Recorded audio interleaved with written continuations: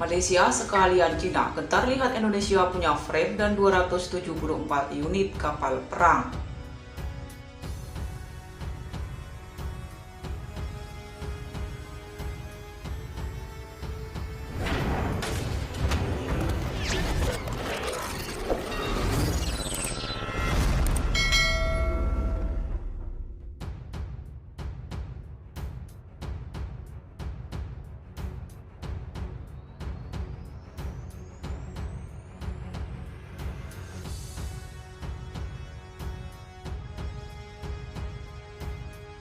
Marwah Indonesia sebagai negara maritim memang seyogyanya dilihat dari kekuatan angkatan laut, terutama kapal perang sekelas Frame. Mempunyai kapal perang sekelas Frame yang canggih dan banyak akan menjamin Indonesia mempertahankan hak maritimnya. Apalagi lawan yang dihadapi Indonesia di Natuna Utara adalah Cina yang mempunyai industri berat pembuatan segala jenis kapal perang, maka diperlukan frame untuk menangkalnya. Namun Indonesia tak perlu berkecil hati lantaran negara ini ada progres pembuatan kapal perang jenis fregat. Ini adalah Arrowhead dan Frame. Dua fregat ini akan jadi andalan Indonesia lantaran adanya proses alih teknologi. Frame merupakan fregat garis depan Italia yang dipakai NATO saat ini. NATO mengandalkan Frame sebagai fregat untuk melawan armada Rusia di Eropa. Bisa dibayangkan jika Frame memang bukan fregat kaleng-kaleng. Bahkan US Navy memesan fregat Constellation Class dari Fincantieri Italia menggunakan basic dari Frame. 11-12 dengan Frame. Arrowhead juga sama hebatnya sebagai fregat untuk melawan armada Rusia. Inggris yang selama ini agak letau di lini kapal perang permukaan menunjukkan tajinya kembali membuat fregat Arrowhead. Dua fregat utama NATO akan dimiliki Indonesia. Itu belum ditambah fregat Mogami Class dari Jepang. Jika ada Mogami, maka Angkatan Laut Indonesia bisa membusungkan dada di Asia Tenggara dan mengepalkan tinju kepada Cina di Natuna Utara. Tridente Frame, Arrowhead dan Mogami jelas tak pernah terbayangkan di benak militeri entusias tanah air akan dimiliki Indonesia. Saat ini, MOD atau Kementerian Pertahanan Indonesia telah mengkonfirmasi akuisisi dua fregat Arrowhead 140 dari Inggris, 6 Arrowhead Frame baru, dan 2 fregat kelas Maestrale yang diperbaharui dari Italia. Sementara juga dalam diskusi untuk pengadaan 8 fregat kelas Mogami dari Jepang. Lapor Asia Pacific Defense Journal. Cina juga mengakui bahwa fregat Frame Indonesia memang jadi momok tersendiri baginya. Tahun lalu saja TNI AL membeli sebanyak 10 fregat canggih dari Eropa. Pada Juni 2021, TNI AL memesan 6 fregat kelas Bergamini dan 2 fregat kelas Mistral yang dinonaktifkan dari Angkatan Laut Italia. Selain itu, Indonesia juga memesan 2 fregat Arrowhead dari perusahaan Inggris Babcock. Lapor media Cina Sohu.com pada 12 Februari 2022. Frame bagi Cina akan jadi batu sandungan dalam usahanya mengklaim Natuna Utara, sebab kemampuan Frame di atas rata-rata sebagai fregat sulit ditandingi oleh kapal perang buatan Cina.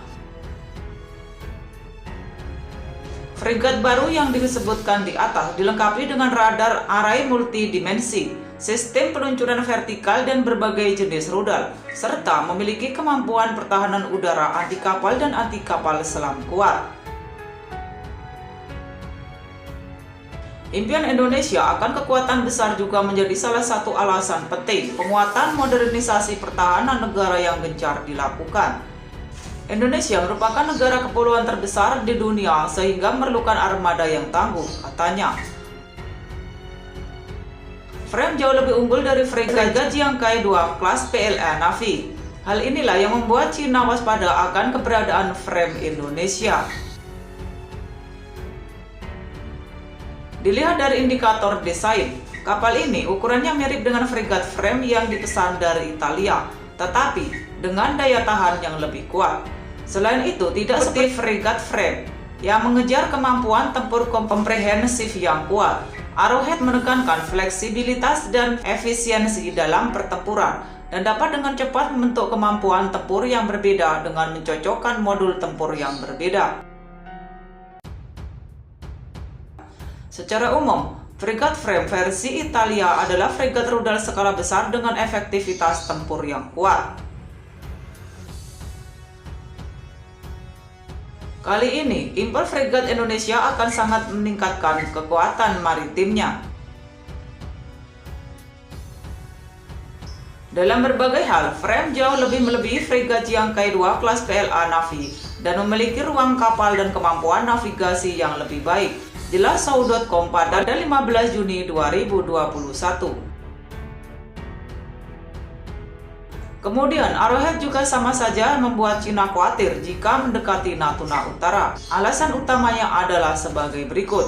Pertama, fregat jenis ini ditingkatkan berdasarkan fregat kelas Ivan Houtefield Denmark dengan kematangan teknis yang lebih baik dan konsep desain yang diperbaharui. Yang kedua adalah bahwa fregat Arrowhead baru saja memenangkan proyek fregat tipe 31 Angkatan Laut Kerajaan Inggris dan kinerjanya telah diakui. Ketiga, Arrowhead memiliki sistem tempur yang secara teknis berbeda di jalur yang sama dengan kapal milik Indonesia saat ini, sehingga dapat mengurangi kesulitan operasi dan penggantian kapal lama dan baru akan lebih lancar. Jelas media Cina military.people.com.cn. Selain Cina, Malaysia juga ikut gentar melihat modernisasi militer Indonesia. Terlebih aset-aset Angkatan Laut Malaysia alias TLDM sudah pada unsur namun belum juga diganti. Beberapa aset TLDM sudah terlalu tua untuk berfungsi. Katanya seraya menambahkan aset milik TLDM jauh tertinggal dari angkatan laut negara tetangga seperti Singapura, Thailand, dan Indonesia. Jelas media Malaysia, Defense Security Asia. Hampir 70% aset TLDM sudah usang. Baru-baru ini, Panglima Armada Barat TLDM Laksamana Madya Dato Abu Bakar MD Alis dilaporkan telah mengatakan bahwa 75% dari 44 kapal milik TLDM saat ini dikategorikan berumur dengan beberapa di antaranya telah bertugas antara 40 hingga 50 tahun.